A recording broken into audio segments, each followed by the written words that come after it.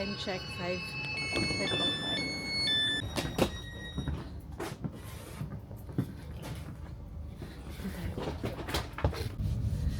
So 5:10 yung alis ng train natin. Kaya tayo madaling araw kasi yung travel natin mga 300 kilometers papasok sa work. So yun. Samahan nyo. 5:10 na hindi pa umaalis yung train. Sana maabutan ko yung next connection ng train kasi 9 minutes lang yung interval. So kung litong darating baka maiwanan ako sa isa, sana hindi. Kasi sigurado malilito ako pag ganun. Kapit na tayo bababa. 1 minute na lang tapos lipat tayo na another train. Itong train na to may provision din siya na para sa mga nagbabayad.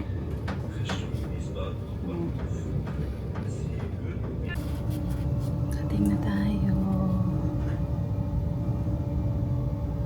Tapos lipat tayo ng ibang train or platform. Madali din ang konti kasi medyo late dumating yung train. Tapos lilipat pa tayo ng train. Bilisan natin. Hindi nga ako pagkat kasi nagagdan ako. Nag-elevator tayo. Dito na tayo sa ating platform. 6:02 yung alis ng train. Ayan. Ayan yung train natin. 6:02. Ayan natin. Hindi ko alam kung saan manggagaling dito pa or sa kabila. Nag-change kasi yung schedule ng train. Kasi parang may problema dun sa kasunod na station na hindi ko alam kung may instruction. So normally dapat earlier pa ang alis ko. Pero ngayon medyo 30 minutes later na yung schedule niya. Tapos hanggang Stuttgart lang na siya kasi hindi na siya didiretso ng Baklingen. Parating na yung train. Pusok check muna tayo. Kita diba? Malamig kasi negative 2 na yun eh. Yan na. Nakikita niya na ba? Ayan na. Na fast train tayo na.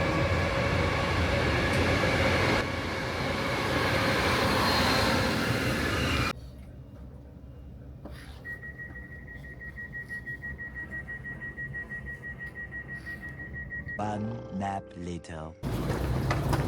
Late dumating yung train. So, hindi ko akamputin yung sunod na train na sasakyan. Kaya 15 minutes pa yung kasunod. So, medyo chill tayo. Maglalakad na yun. Lilipat tayo sa S-Bahn. Mahabang lakad tayo dito sa Stuttgart.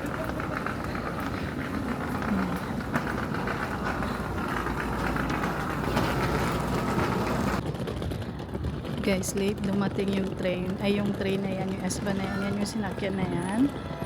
So, dapat may connecting train ako. Yung kabilang train na yan, yan yung dapat masasakyan ko. Kaso in 1 minute, aalis na yan. Hindi ko naabutin kasi malayo-layo pa yung lalakarin ko. Bababa pa ako. Tapos, paano ko mahabol yan? Nakakayamot. Meron kasi akong dalang yung ito nga yung maletang maliit. So ang hirap medyo mabigat kasi 3 days ako dito. Yung mga laman. Kaya ayun. Hanggang tingin na lang ako dyan sa train which is aalis na mamaya-maya. Na hindi ko aabutin paglilipat ako.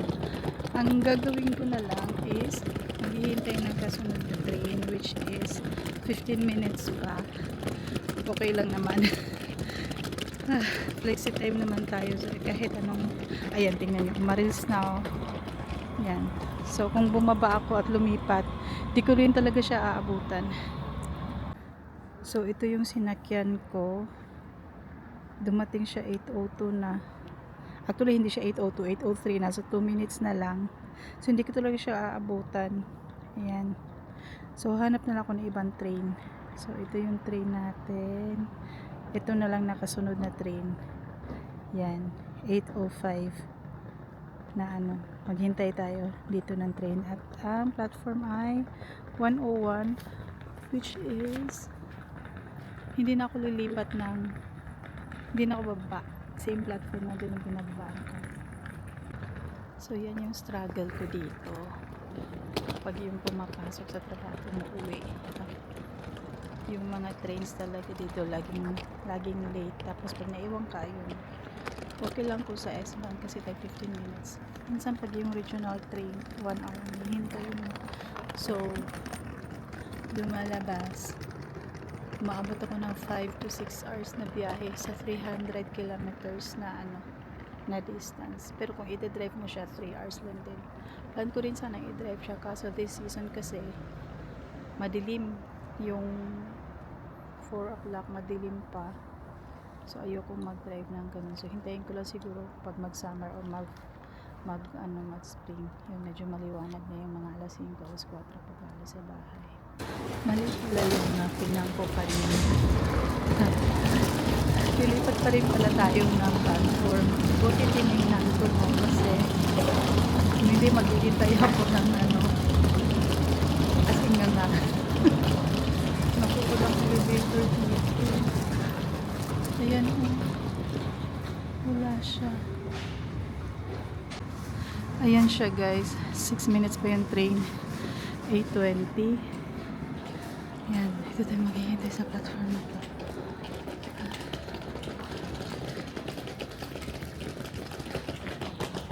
Dito tingnan ko ulit. Mali pala yun natin yung natin kanina schedule pala yung galing ng Bandung. Yan, dyan tayo kanina. Bumili tayo ng tinapay. Ayun. Dyan tayo na platform kanina sa kabila.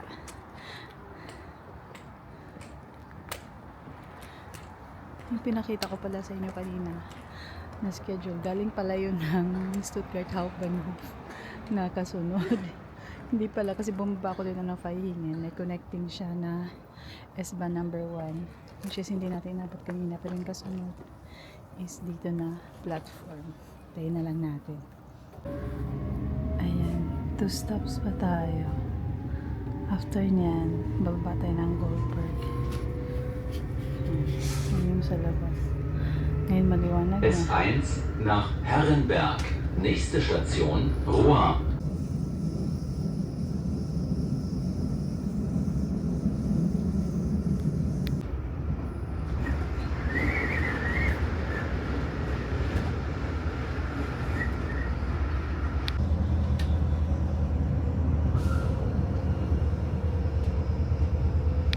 Ayan na naman tayo guys. Hagdan-hagdan na naman tayo. Ay ako, the struggle is real.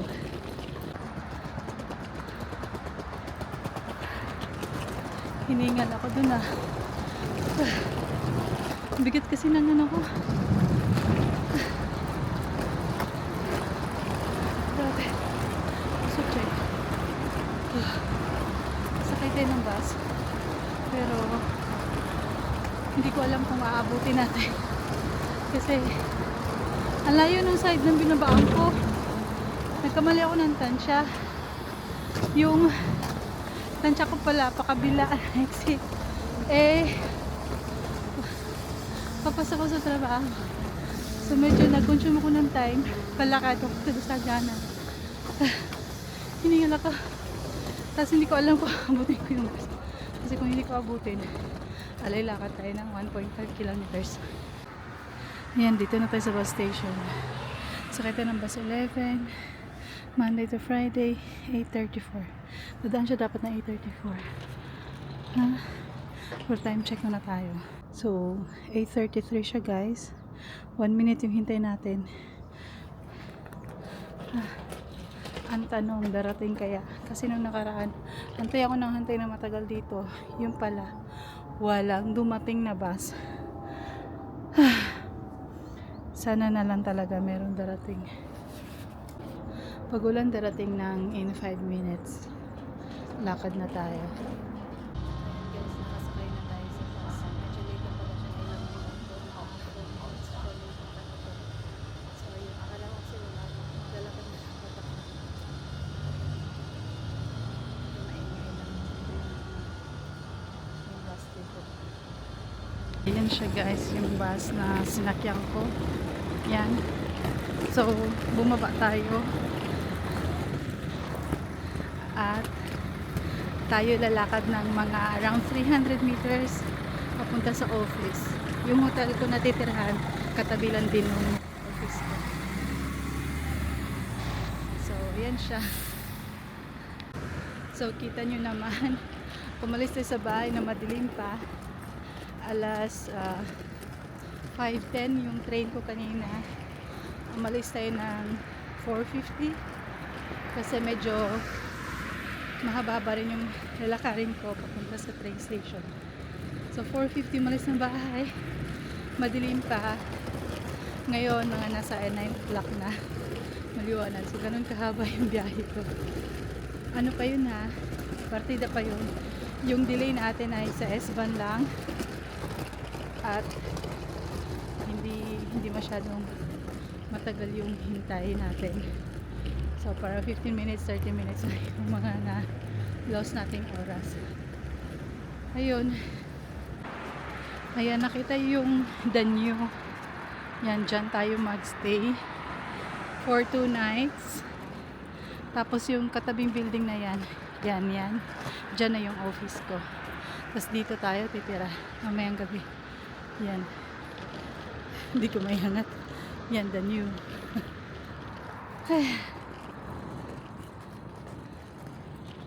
So that's it for today muna. Ngayong umaga kasi bawal mag-video sa loob eh. So yun na muna ngayon.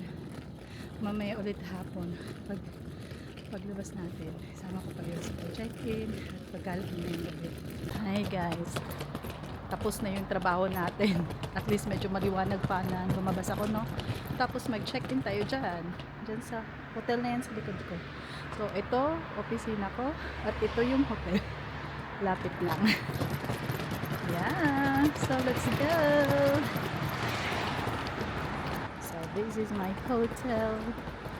The new Holiday Inn, the new.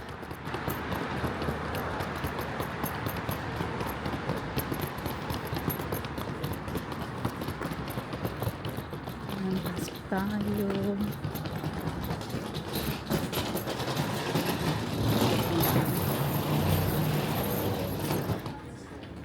So, ito yung lift nila. Medyo spacious din, ano? Yan. Hello. Oh, dito. Hello, Andali. 303. Okay, this way. Yan. Last week, sa 4th floor tayo. Ngayon, binigay nila sa atin ay ang 3rd floor. And here is our room. 1 second. Okay. Alright. Yun lang. So, thank you for watching. Have a nice day. Kita-kits later.